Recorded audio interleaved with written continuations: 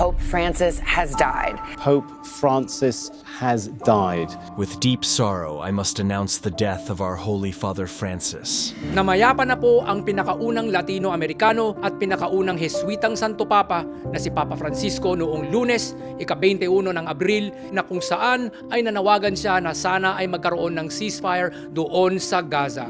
I think of the people of Gaza and its Christian community in particular, where the terrible conflict continues to death and destruction. Napahanga ako sa kanyang paninindigan na ang simbahan ay hindi dapat manatiling museo para lamang sa mga banal, kundi dapat ito ay magsilbing at tayong lahat ang tinutukoy dyan dahil wala naman sa ating perpekto.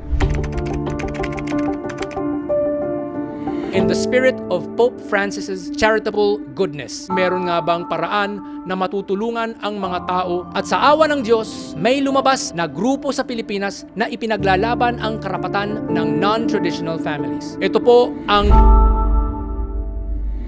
Ito ang iilang halimbawa ng mga batas na kanilang sinusulong. Una, sila ay naniniwala na dapat pantay na ang karapatan lalo na sa usapin ng mana at inheritance ang lahat ng mga anak.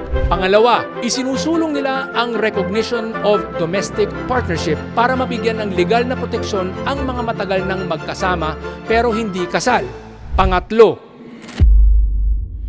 Orion Perez is the Philippines' leading expert in constitutional reform, known for his sharp insights and engaging storytelling. His news approach combines thorough research with a unique conversational style that draws viewers in, bringing both authority and approachability to his anchor role. A polyglot and polymath, Orion was the standout grand finalist on Battle of the Brains Season 1. As a longtime OFW in Singapore, he worked as an IT project manager and tech consultant, gaining deep insights into how countries like Singapore achieved success. His expertise in root cause analysis, honed through his IT career, continues to inform his views. Orion is also the principal co-founder of the Correct movement, advocating for much-needed reforms in the country.